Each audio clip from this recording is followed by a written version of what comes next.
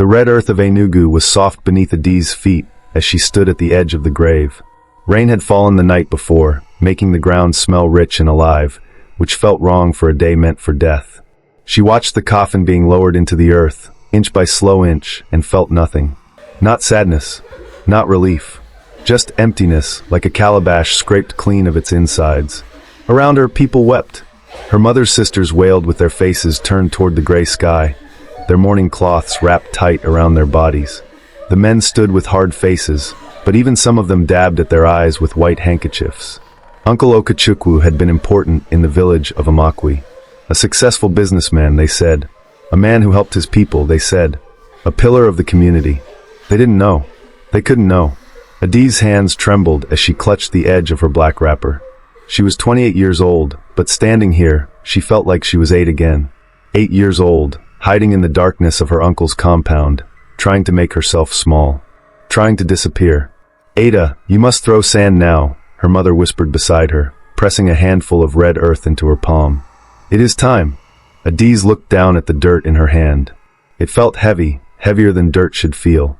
She took a step forward, her legs moving even though she didn't tell them to. The grave yawned before her, dark and deep. Inside, she could see the shiny surface of the coffin, expensive wood that gleamed even in the dull light. Was he really in there? Was it truly over? She opened her palm and let the earth fall. It hit the coffin with a sound like distant thunder, and she felt something inside her chest crack just a little. Not grief. Something else. Something that felt almost like hope. "Rest in peace, Uncle," someone said behind her, and others murmured their agreement. But Adiz said nothing. She turned and walked away from the grave, her feet carrying her past the mourners, past the canopies where jollof rice and goat meat were being served, past everything, until she reached the edge of the compound where the palm trees swayed in the afternoon breeze. She pressed her back against rough bark and closed her eyes. "Ada, are you all right?" She opened her eyes to find her cousin, Chidinma, standing before her. Dinma was 25, round-faced and kind, with eyes that saw too much. They had grown up together in this village, running through these same red paths, climbing these same trees. But Dinma didn't know. Adiz had never told her. Had never told anyone. "I'm fine," Adiz said, and the lie tasted bitter on her tongue. Dinma moved closer, and Adiz could smell the powder on her skin, the pomade in her carefully braided hair. "You don't have to pretend with me, Ada. I know. I know you and Uncle had your differences." Differences. Such a small word for such big wounds. "He's gone now," Adiz said quietly. "That's all that matters." But even as she spoke, something cold crawled up her spine, a feeling she couldn't name. She looked back toward the grave, where the men were now shoveling earth into the hole, covering the coffin, covering Uncle Okechukwu forever. The sun was setting when the burial finally ended. The sky turned orange and purple, and the village children ran between the houses, playing their games as if death had not visited here today. Adiz sat on a wooden bench outside her mother's compound, exhausted in a way that had nothing to do with being tired. Her phone buzzed in her purse. She pulled it out, squinting at the bright screen. A WhatsApp message.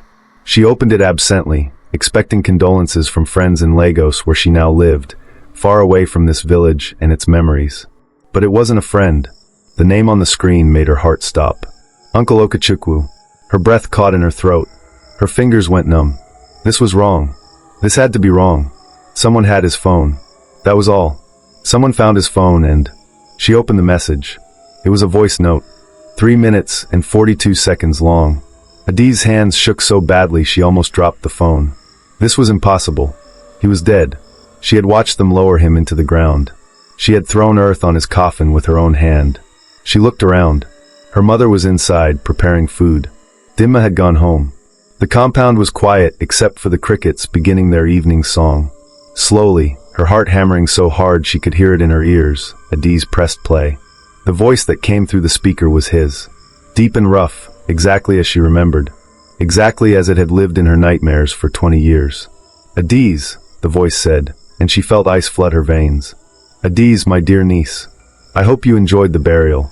I hope you cried pretty tears for your poor old uncle." There was a sound like breathing, heavy and wet. "But Ada, Ada, my sweet Ada, I'm not dead. You buried the wrong person."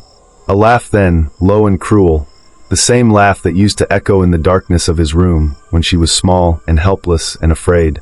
I'm coming back for you, Ada. I'm coming back, and we will finish what we started. The voice note ended. Adiz dropped the phone like it had burned her. It fell on the red earth with a soft thud. She couldn't breathe. She couldn't think. The world spun around her, and she gripped the edge of the bench to keep from falling. No, no, no, no, no. This wasn't real. This couldn't be real. He was dead. She had seen the body at the wake-keeping. She had seen his face, gray and still, in the open casket before they closed it. It was him. It had to be him. Ada, what's wrong? Her mother stood in the doorway, wrapped in her mourning cloth, her face creased with concern. Mama was 53 years old, but grief had aged her. Or maybe it was just life. Life in a village where women learned to bend but never break, to carry burdens that would crush anyone else. Nothing, Mama, Adiz managed to say, her voice sounding strange and far away. I need to rest. Her mother came closer, peering at her in the fading light. You look like you've seen a ghost, my daughter. A ghost. Yes. That was exactly what she looked like. That night, Adiz couldn't sleep. She lay on the thin mattress in her mother's house, staring at the ceiling, listening to the sounds of the village at night. Somewhere a generator hummed. A dog barked. The wind rattled the zinc roof. Her phone sat on the small table beside her bed. She hadn't touched it since she picked it up from where she'd dropped it. She hadn't listened to the voice note again. She couldn't. But she needed to. She needed to understand. With shaking hands, she reached for the phone. The screen lit up, too bright in the darkness. She opened WhatsApp and scrolled to Uncle Okachukwa's contact. The voice note was still there, waiting for her. She checked the timestamp. It had been sent at 5:47 p.m. Almost an hour after they had finished covering the grave. Her mind raced. Who would do this? Who would play such a cruel trick? Maybe one of his children had his phone. Maybe Obi, his eldest son, was angry about something and wanted to scare her. But why? Obi had always been kind to her, always looked out for her when they were children. Or maybe someone knew.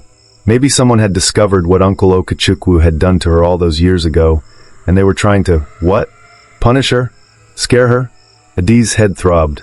Nothing made sense. She was about to put the phone down when it buzzed again. Another message. Another voice note from Uncle Okachukwu. Her entire body went cold. She couldn't breathe. She couldn't move. The phone seemed to pulse in her hand, alive and terrible. With a courage she didn't know she possessed, she pressed play. Did you think it would be that easy, Ada? The voice was softer now, almost gentle, which somehow made it worse. Did you think you could just bury me and walk away? After everything we shared? Shared. As if it had been something she wanted. As if she had chosen it.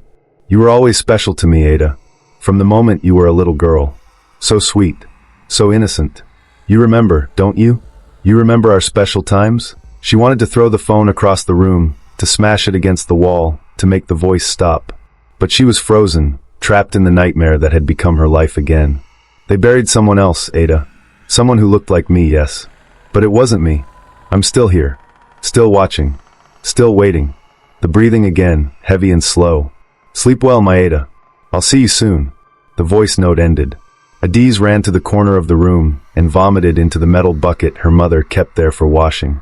She retched until there was nothing left inside her, until she was empty and hollow and broken. When she finally lifted her head, tears streaming down her face, she heard footsteps outside her door. Ada, are you sick? Her mother's voice, worried and tired. I'm fine, Mama, she called back, but her voice cracked on the words. Just something I ate. Do you need me to? No, Mama. Please. I just need to rest. Silence. Then footsteps moving away.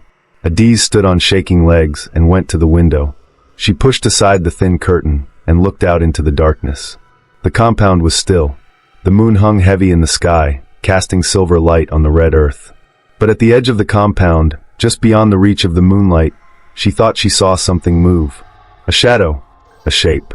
A man. Her heart stopped. She pressed her face closer to the window, squinting into the darkness. But the shadow was gone, if it had ever been there at all. She was losing her mind. That was the only explanation. The stress of the burial, the memories it brought back, they were making her see things that weren't there, making her hear things that couldn't be real. Uncle Okachukwu was dead. She had to hold on to that truth. She had to. But as she climbed back into bed, pulling the thin sheet up to her chin, she couldn't shake the feeling that somewhere out there in the darkness, something was watching her. waiting for her. And when she finally fell into a restless sleep, she dreamed of a coffin being opened, of earth falling away, of a hand, gray and cold and dead, reaching up from the grave. The morning came too slowly and too quickly at the same time. Adiz hadn't slept at all. She had sat by the window all night, watching the darkness, jumping at every sound. Dimma had stayed with her, refusing to leave despite Adiz's protests. Her cousin had dozed fitfully in the chair beside the bed, waking every hour to check on her. Now, as gray light filtered through the window, both women looked exhausted, their eyes red-rimmed and haunted. "We need to go to the police," Dimma said for the 10th time. "And tell them what?" Adiz's voice was rough from lack of sleep. "That a dead man is sending me messages? That someone is threatening us with a fake photo of a hand coming out of a grave? They'll think we're mad. Then what do? We find who's doing this." Adiz stood up, her body stiff and sore. "We find them and we make them stop." Her mother was already awake, sweeping the compound as the sun rose. Mama looked up when the two women emerged from the house, her face creasing with worry. "You girls look terrible. What's wrong?" "Ada, are you sick?" "We're fine, Mama," Adiz lied. She was getting so good at lying now. "Just stayed up too late talking." But her mother's eyes were sharp. "Ada, I know when something is wrong. You forget. I carried you for 9 months. I nursed you when you were sick. I know every expression on your face. What is happening?" For a moment, Adiz was tempted to tell her everything, to let her mother carry some of this burden. But the thought of Mama knowing what Uncle Okechukwu had done, of seeing the pain and guilt in her eyes, was unbearable. "Mama, I promise I'll tell you soon. But not now. Please trust me." Her mother studied her for a long moment, then nodded slowly. "I trust you, Ada. But remember, whatever you're facing, you don't have to face it alone. I am your mother. Let me be your mother." After breakfast, Dimma went out into the village to ask questions while Adiz stayed behind. It was safer that way, Dimma had insisted. If someone was watching them, they would expect Adiz to be the one searching for answers. They wouldn't pay attention to Dimma asking casual questions at the market, at the church, at the places where women gathered to gossip. Adiz tried to keep herself busy. She helped her mother cook, swept the compound again, even though it didn't need sweeping, fetched water from the borehole. Normal tasks. Regular tasks. Things that kept her hands occupied and her mind from spiraling into panic. But every time her new phone buzzed, her heart leapt into her tea. Wrote. Most of the messages were normal, friends checking on her, her office in Lagos asking about her return. But she kept expecting to see that unknown number again, kept waiting for another photo, another threat. It came just before noon. This time it wasn't a photo. It was a video, 23 seconds long. Adiz's hands shook so badly she almost dropped the phone. She looked around frantically, making sure her mother wasn't nearby, then pressed play. The video was dark at first, just shadows and the sound of heavy breathing. Then a light, a phone flashlight maybe, illuminated what looked like the inside of a small room. Concrete walls, a dirt floor, and in the corner, barely visible, a figure. Adiz saw with horror that it was a mannequin. A cheap plastic mannequin dressed in clothes she recognized, Uncle Okechukwo's clothes. The same suit he had been buried in. A voice whispered off camera, distorted and strange, "He's waiting, Ada. Waiting to come home." Adiz dropped the phone and ran to the side of the house, where she vomited into the bushes. Her whole body shook. Her mind screamed. This was sick. This was evil. Whoever was doing this was not just trying to scare her. They were trying to break her completely. "Ada! Ada, what's wrong?" Mama was there, holding her hair back, rubbing her back the way she used to when Adiz was a little girl with a stomach ache. "I'm okay, Mama," Adiz managed to gasp. "Just something I ate." But Mama was looking at the phone on the ground, at the screen that was still lit up, showing the frozen image from the video, the mannequin's dirt-covered hands. "Ada," Mama said slowly, her voice strange. "What is that?" "Nothing. It's nothing." But Mama picked up the phone. She looked at the video, her face growing pale. Then she looked at Adiz, and in her eyes was a terrible understanding. "This is about Okechukwu, isn't it?" Mama whispered. "About what he did to you." Adiz felt the world stop spinning. "What? How did you?" "I'm your mother, Ada. Do you think I didn't notice? Do you think I didn't see?" Tears were streaming down Mama's face now. "You were 7 years old, happy and bright and full of life. And then after that Christmas, when you stayed at his house, you changed. You became quiet, afraid. You stopped sleeping well. You started having nightmares. Mama, I knew something was wrong, but I didn't know what. I asked you. I asked you so many times if anyone had hurt you, if anything bad had happened. But you always said no. You always said you were fine. Mama's voice broke. And I believed you. God forgive me. I believed you because it was easier than facing the truth. Adiz collapsed into her mother's arms, and they both cried, for the little girl who had been hurt, for the mother who hadn't protected her, for all the years of silence and shame between them. I'm sorry, Mama sobbed. I'm so sorry I didn't save you. It wasn't your fault, Adiz choked out.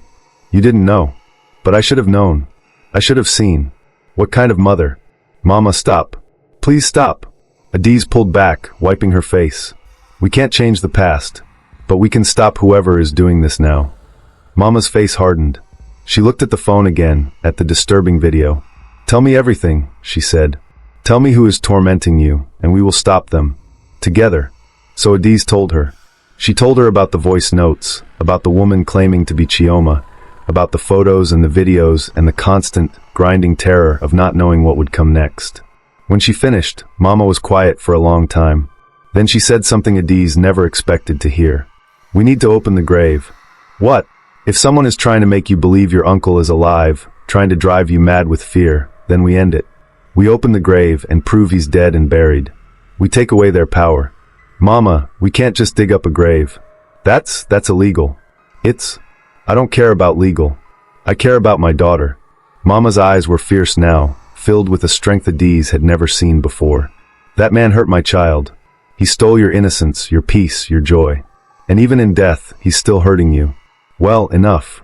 We end this today. Before Adiz could respond, Dimma burst into the compound, breathing hard, her face flushed with excitement. I found something, she gasped. Ada, I found something important. They gathered inside, away from curious neighbors.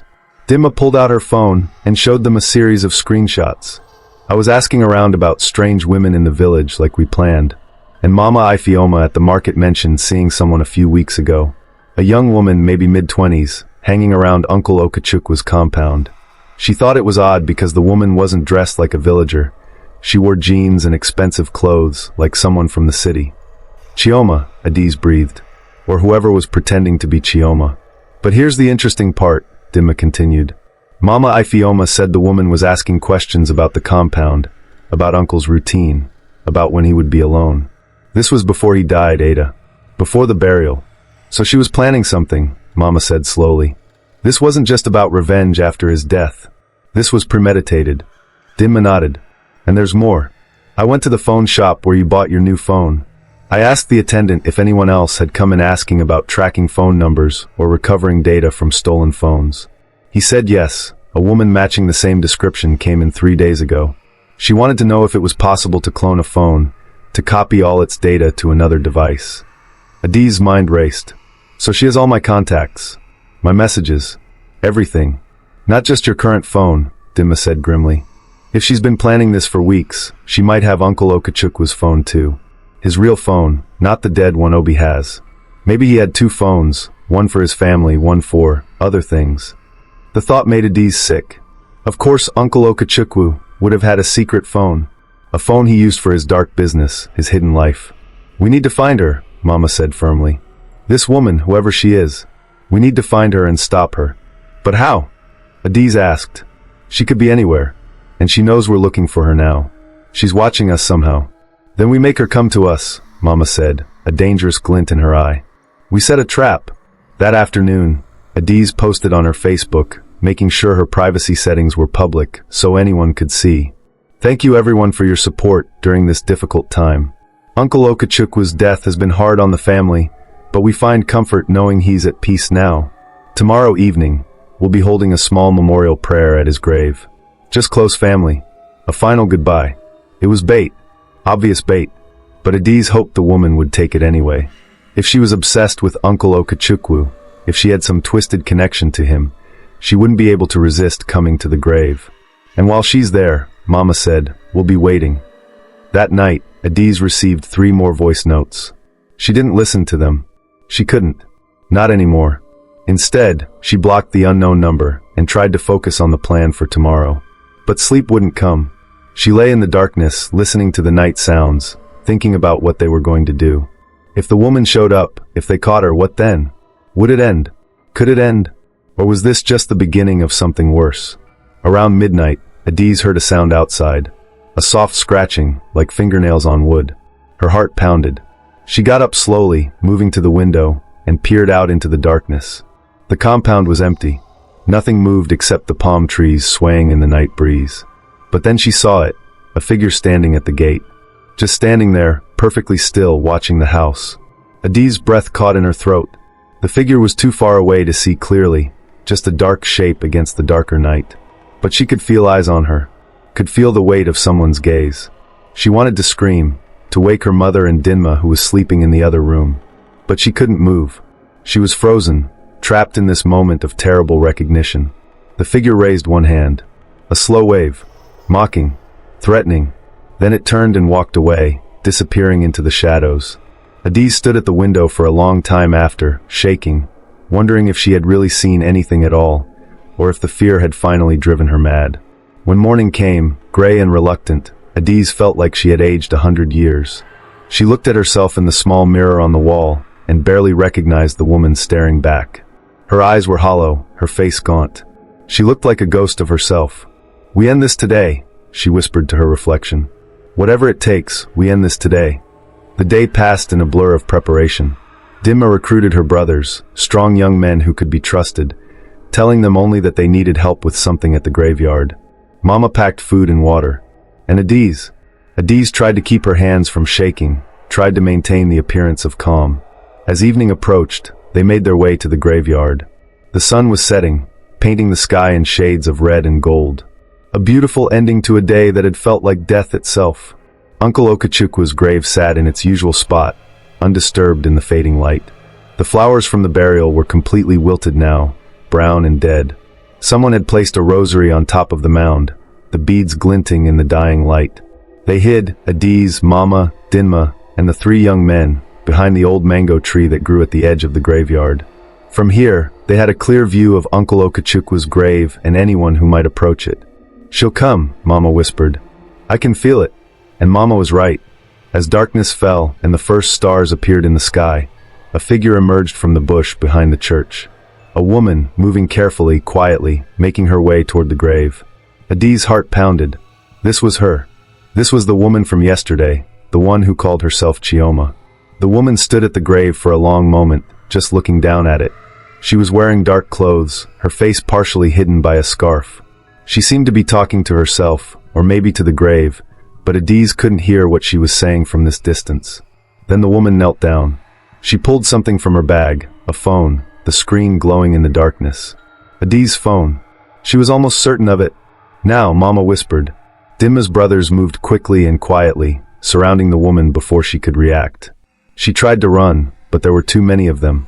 They held her firmly but not roughly, and Mama and Adiz emerged from their hiding place. "Who are you?" Mama demanded. "Why are you tormenting my daughter?" The woman struggled for a moment, then went still. Slowly, she reached up and pulled down the scarf covering her face. Adiz gasped. It was a young woman, maybe 25, with a face that looked hauntingly familiar.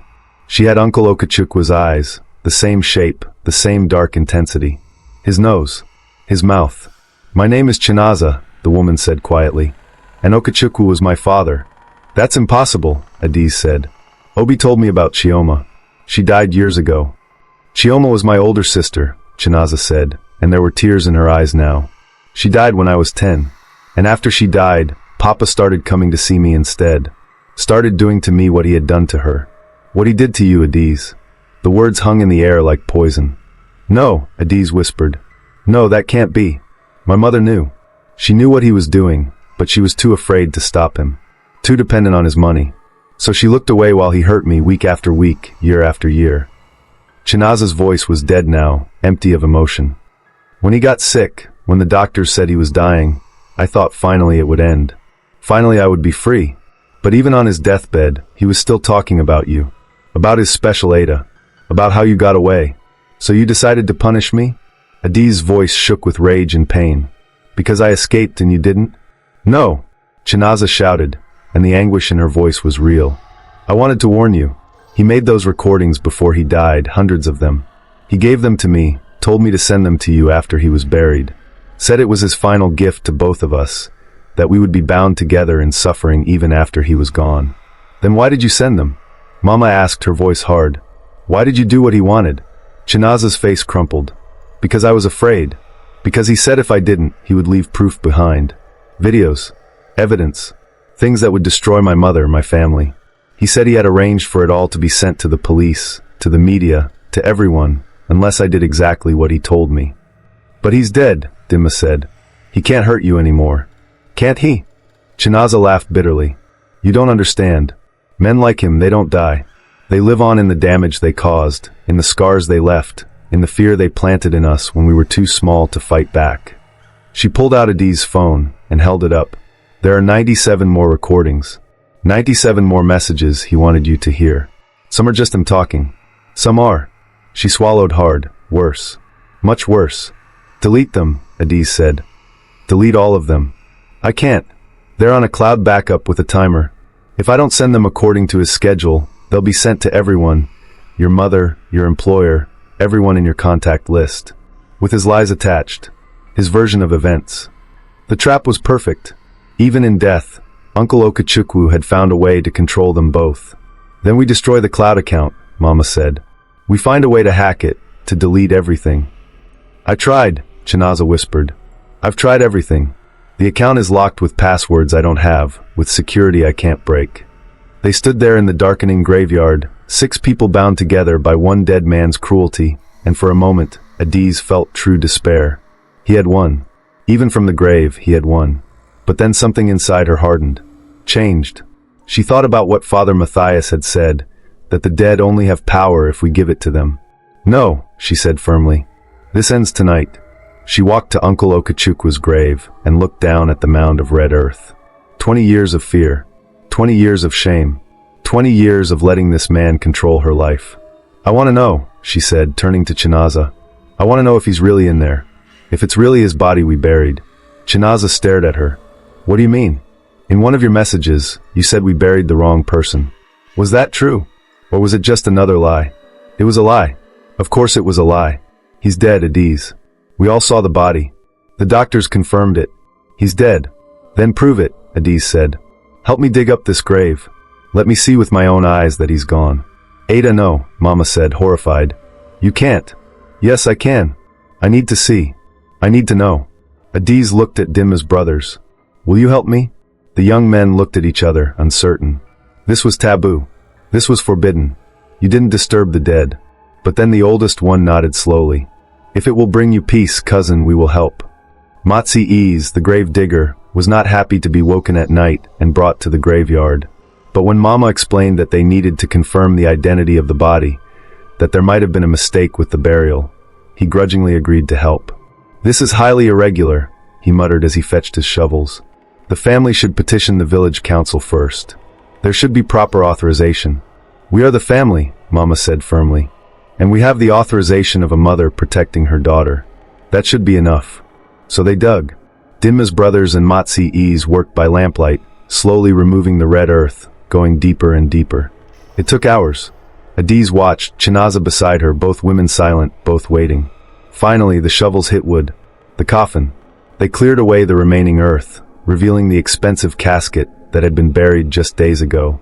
It looked pristine still, untouched by decay. Are you sure you want to do this? Matsiiz asked. Once we open it, you can't unsee what's inside. Open it, Adiz said. The men pried open the lid. It resisted at first, then gave way with a creak that sounded like a scream in the quiet night. They all leaned forward, looking into the coffin. Inside was Uncle Okachukwu, or what remained of him. The embalming had preserved him somewhat, but death had still done its work. His face was gray, sunken. His expensive suit looked too large on his diminished frame. But it was definitely him. Definitely dead. Definitely gone. Adiz stared down at the body of the man who had haunted her nightmares for 20 years. And she felt nothing. Not relief. Not satisfaction. Just emptiness. He's really dead, she whispered. Yes, Chinaza said beside her, and she was crying now. He's really dead. Then he can't hurt us anymore, Adiz said. She turned to Chinaza. The recordings. His threats. His control. It's all just echoes. Just the last gasps of a dead man trying to remain relevant. But the timer. We'll figure it out. We'll find someone who can hack the account, or we'll let the recordings send, and we'll face them together. We'll tell the truth, our truth, not his lies. We'll expose him for what he really was. Adiz reached down and grabbed a handful of red earth. She looked at it for a moment, feeling its weight, its substance. Then she threw it into the coffin, onto Uncle Okachukwa's dead face. "You're buried now," she said, "and you're going to stay buried. Not just your body, your secrets, your lies, your power over us. All of it, buried and gone." Chinaza moved forward. She took a handful of earth and threw it too. "Gone," she whispered. "Then Mama. Then Dinma.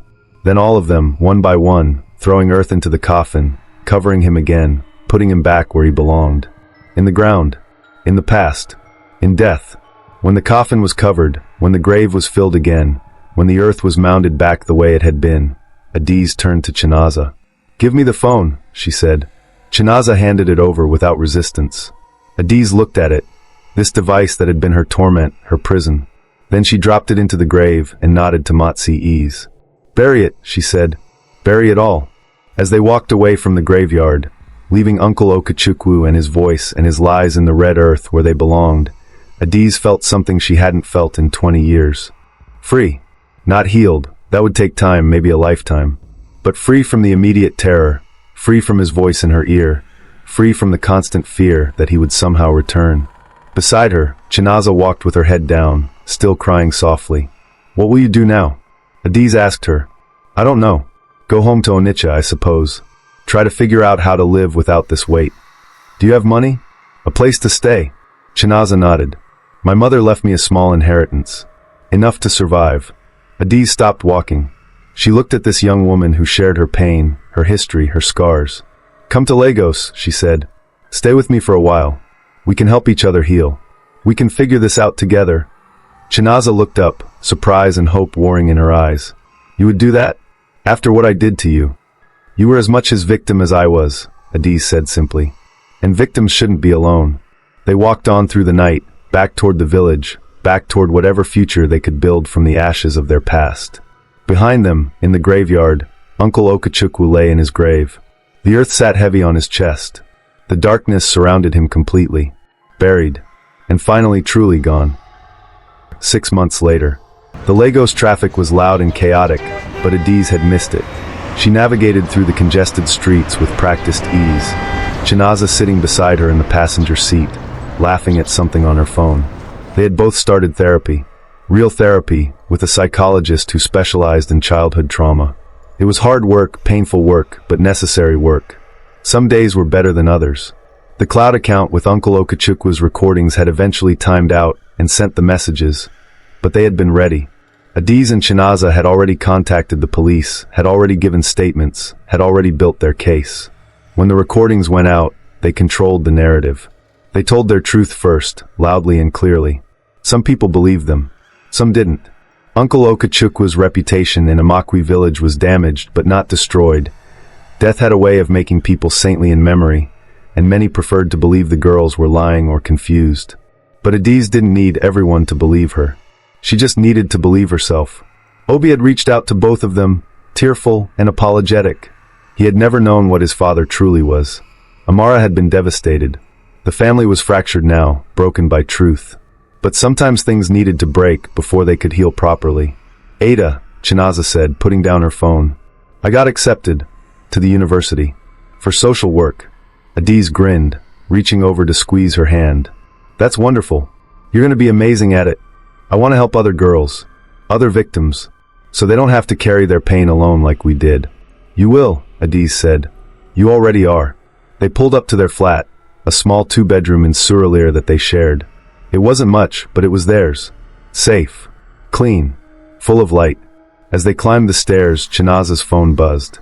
She looked at it, then went pale. "What is it?" Adiz asked, concerned. Chinaza showed her the screen. It was a message from an unknown number. A voice note. For a moment, fear gripped them both. The old terror, the old helplessness. But then Chinaza deleted it without listening. "Just spam," she said firmly. "Just noise." And together, they walked into their home, closing the door on the past and all its ghosts. Buried but not forgotten. But finally truly no longer haunting.